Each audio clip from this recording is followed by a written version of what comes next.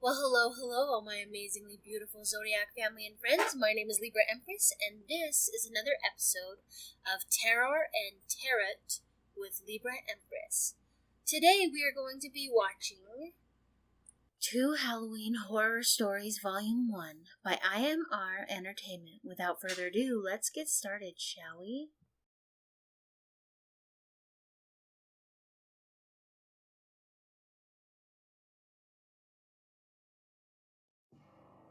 This is a story of my college days. I lived in a rented house with my roommate, Nancy. She loved to party. On the other hand, I was always a shy girl. Even though we were poles apart, Nancy always cared for me like a big sister. She used to drive away bullies for me, took care of me whenever I fell sick. This is why I could never say to her. I admired her for being kind-hearted, even after being one of the popular girls on the campus. Our house was on the outskirts of the city. There were hardly 10 to 12 houses in our residential area. Nancy and I used to go to college together in her car. The day was 31st October, Halloween. After waking up in the morning, I went to the kitchen to make coffee. Nancy's bedroom was on the left side of the kitchen. After pouring myself a cup of coffee, I went to check on her to see if she had returned or not. Nancy was dating a guy who was a senior. He had a place of his own at 5 to 7 houses down from our place. She often spends the night with him and returns home early.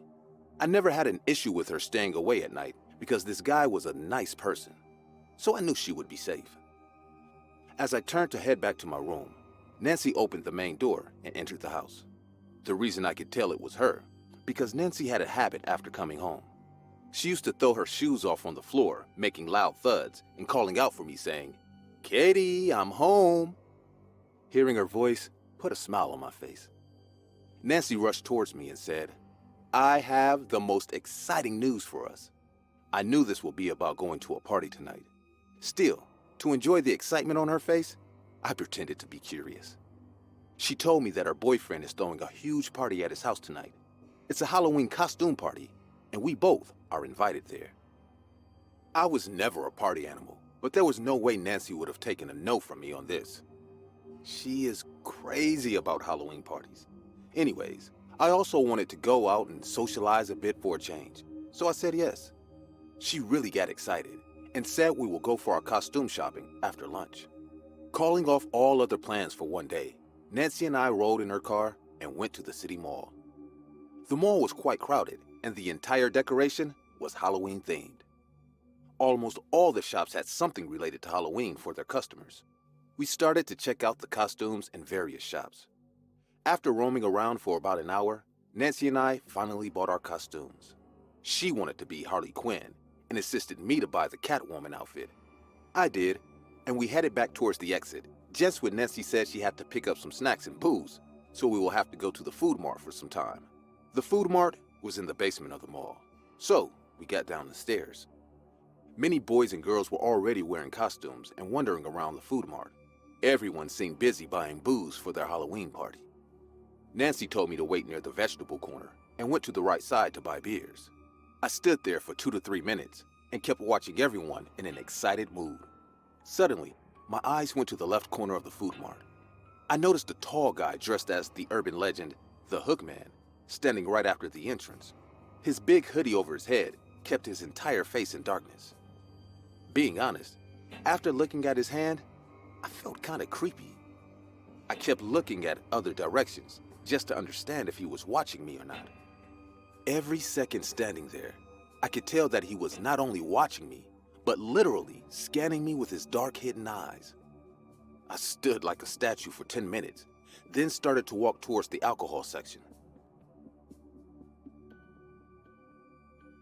I saw Nancy with lots of stuff in her handbasket standing near the billing queue.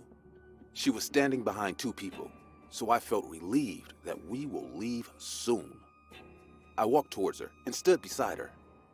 She looked at me and said, "Thank God you came. My hands are so full. Help me." I quickly hid the tension on my face and held a few packets. My eyes kept checking every nooks and corner for that guy, but I didn't see him. I thought he might have left with his friends, and I overthought the entire scenario. Nancy and I started walking towards the exit after paying the money. As usual, Nancy was talking about the party, and I calmed a bit.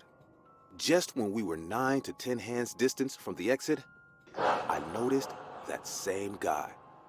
He was standing near the exit and watching us walk towards him. I really got freaked out this time, but couldn't say anything to Nancy.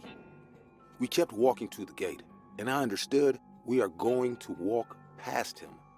It was the scariest few seconds of my life when I almost reached close to him. My breath grew denser and I was out of words. Just the moment when I was about to cross him, I heard his evil laughter. As soon as we got out of the mall, I hopped inside the car. Nancy started the engine and reversed the car to make a U-turn. He was standing near the mall gate. I didn't utter a single word about him to my roommate. I felt she would think I am making up a stupid story. We arrived at our boyfriend's house and started to put up the decorations and prepare ourselves for the party. The entire evening went in such a rush that I almost forgot about this incident at the mall. I also told myself that it was some drunk freakhead who tried to spook me in a hookman costume. The party started, and the house got filled with crazy college students. Nancy and I drank beer and joined everyone on the dance floor.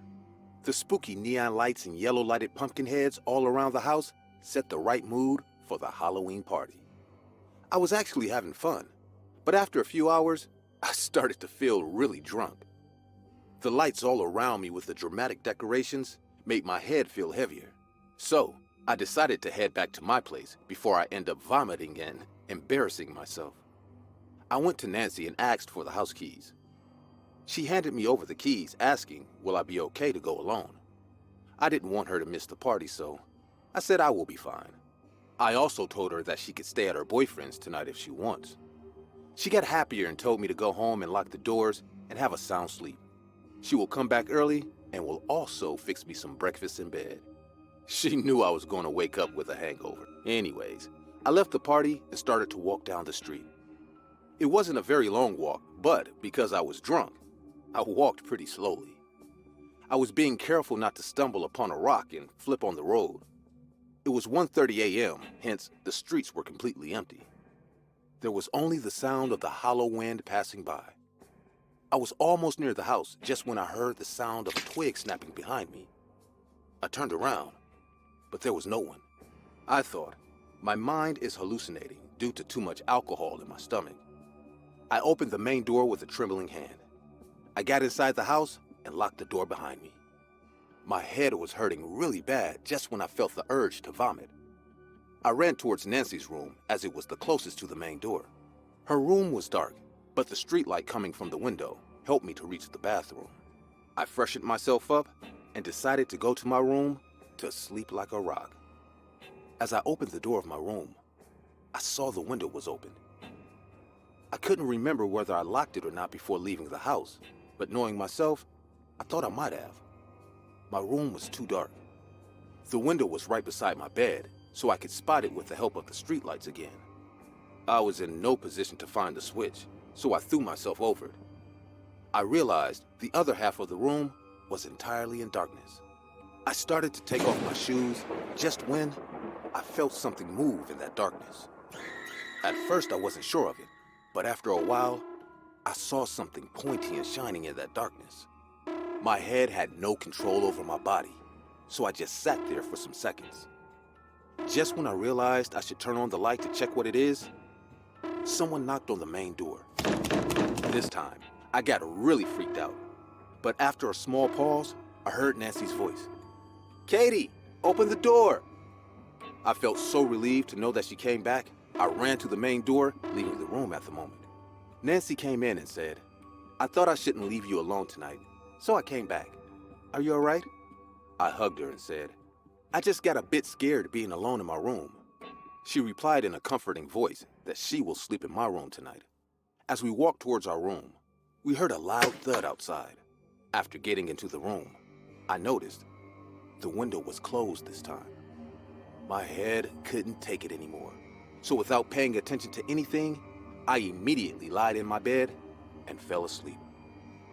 If you think the story is over, then let me tell you that the scariest part of the story is yet to come.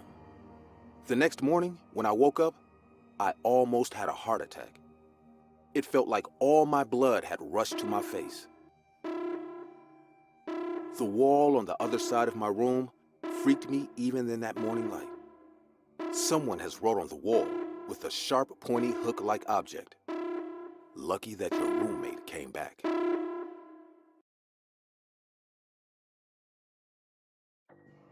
I'm searching for my sister until now. We lived in a small city in Houston, Texas. It was my parents, my younger brother and sister, and myself. Being the oldest sibling, my brother and sister often obeyed me. Taking advantage of my power over them, I ordered them to do little unimportant stuff like telling them to get me a glass of water or having them go get me the TV remote whenever I was feeling a bit too lazy. My parents often kept me in charge everywhere we went. Living in a small city can give one memorable childhood moments, but can also leave someone with a scar for a lifetime. Halloween used to be that one special festival that made our town people go crazy. From wearing costumes to backyard barbecue parties, the entire evening made this day super special for every kid. For one night, we could all eat as many candies as we wanted, and our parents wouldn't tell us no. I was 12 years old, and my brother was 8, and my sister was 5. Being excited for this big upcoming Halloween event, we all went to the city mall and bought our costumes. Our dad took us to some various shops. The day was just a blast. When we got back home, the whole town gathered in the city park and started preparing for the festival. Some families arranged barbecue grills, some put up flags and colorful decorations. Our family made some carved pumpkin heads, and a family in our neighborhood arranged all the candles.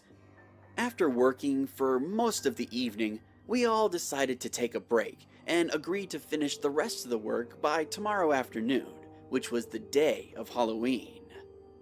After coming back home, I had a quiet family dinner as everyone was tired after a long day. My mother tucked my brother and sister in, and then came and tucked me in after I settled down in my bed. The three of us slept in a big room. My brother and sister's bed were on the left side of the wall, while mine was on the right side, just beside the doorway. Though I picked on my brother and sister, I no doubt loved them and felt like protecting them. Thus, I chose to sleep beside the door, like a big brother. Being the youngest, my sister used to get scared easily in the dark. She sometimes woke up crying, saying she had a bad dream. I'd then go to her and caress her head for a bit to make her fall back asleep. And I would do this while telling her I loved her unconditionally.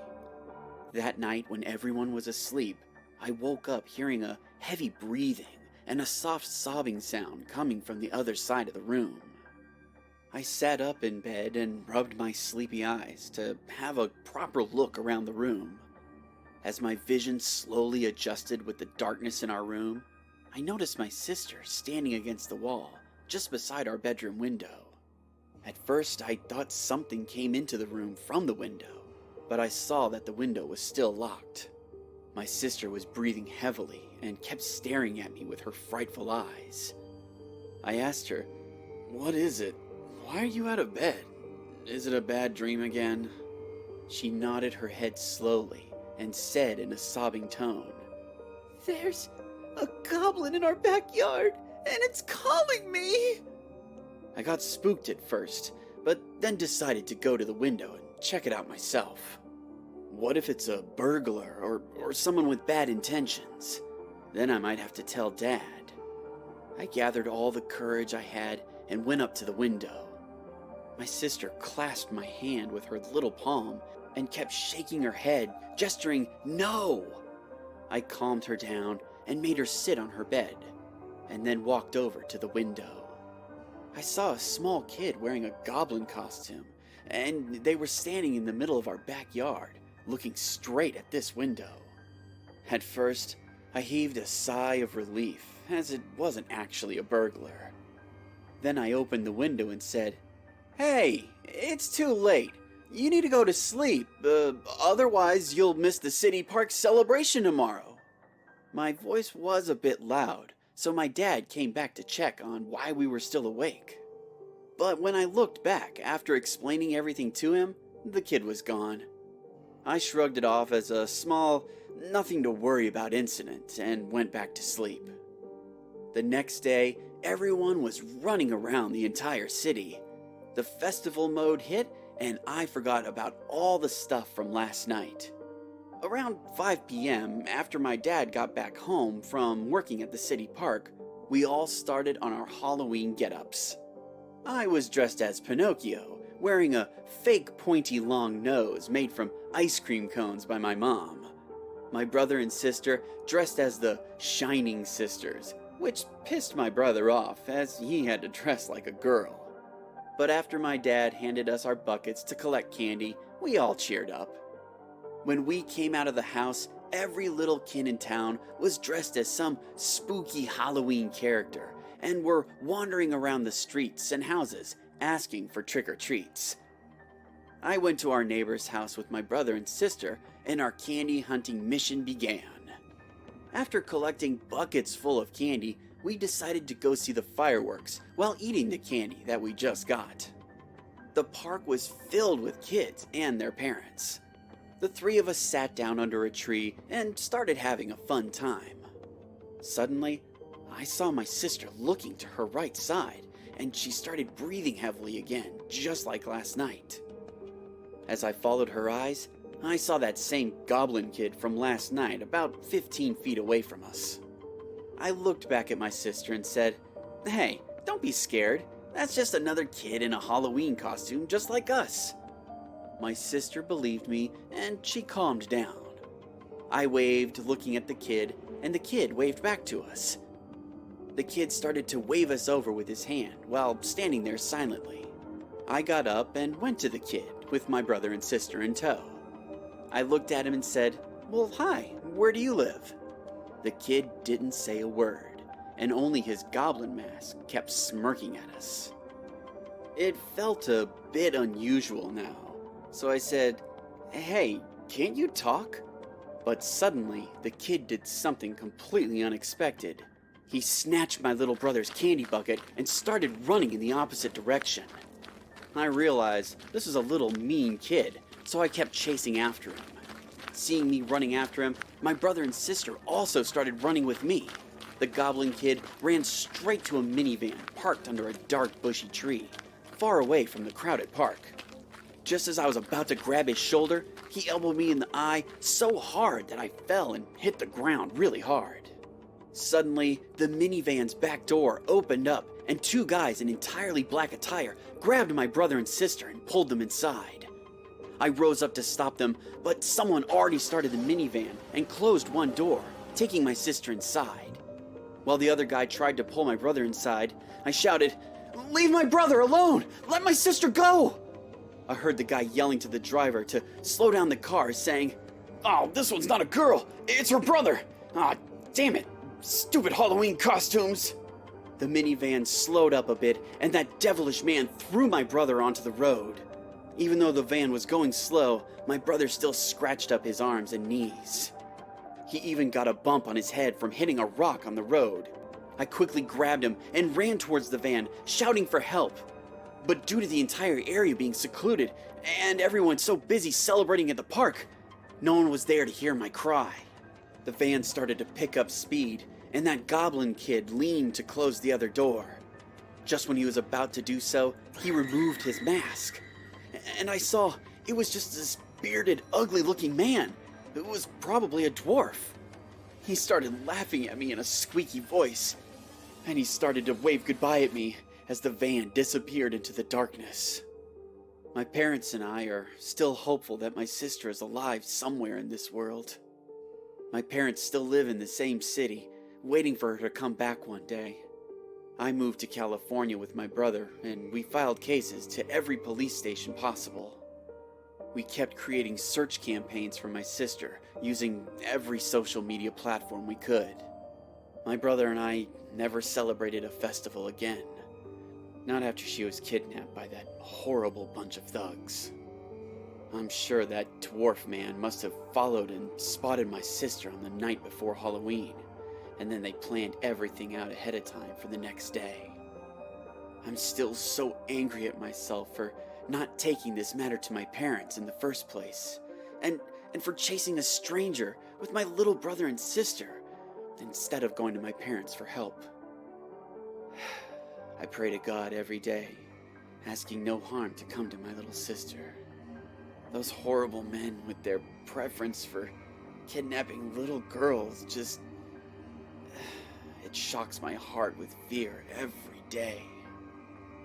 So, Kathy, if you see this or come to know about us in any way, please come home. We'll wait forever for you. And I'd also like to say to every kid out there on Halloween, or, any day of your life, never go after a stranger without your parents' knowledge.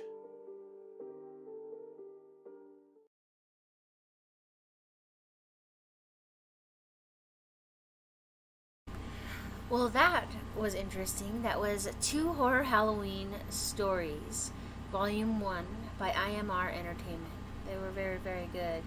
While we were watching that, I pulled 5 cards for the dead spread. And the first card here tells me that this card that represents the person tells me they had a lot of possibilities, always got blessings unexpectedly, whether they knew it or not. Just someone who was very go-lucky in life. Now, looking back on their life, how they view it is they wish they had celebrated more. They really do. They wish they had celebrated more. A lesson they would like to share is that it's okay to be bored and dissatisfied on certain things, or even with your partner, but don't let it drive a wedge between you two. You're going through the emotions, right? Something they wish they had paid more attention to in life was the Three of Swords card. The heartache, jealousy, and loss card. They could have been working way too hard, or there could have been some deceit within the relationships. Within the relationship. That's weird. I said ships. And I got, I saw sheets. A message that they'd like to give you is don't keep alienating yourself, alright? Don't keep pulling away from the people that love you.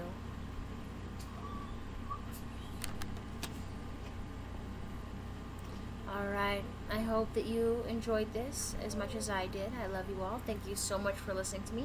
My name is Libra Empress. Please don't forget to hit like, subscribe, and share. And I will see you for next week's Terror and Tarot with me, Libra Empress. Bye, my friends.